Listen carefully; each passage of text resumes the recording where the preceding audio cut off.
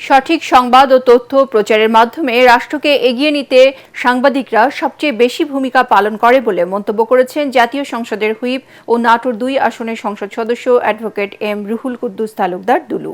Natore united press club আয়োজিত দোয়া ও ইফতার মাহফিলে এই মন্তব্য করেন তিনি। ইফতার মাহফিলে তার সহধর্মিণী জেলা বিএনপির সদস্য সাবিনা ইয়াসমিন ছবি, সংসদ সদস্য আনোয়ারুল ইসলাম আনু ও ইউনাইটেড প্রেস ক্লাবের সভাপতি নাসিম উদ্দিন নাসিম সহ বিভিন্ন প্রিন্ট ও ইলেকট্রনিক মিডিয়ার সাংবাদিকরা এ সময় উপস্থিত ছিলেন। এই সাংবাদিক ভাইরা তাদের ত্যাগ পরিশ্রমের মাধ্যমে একটা দেশকে এগিয়ে নিয়ে যায়।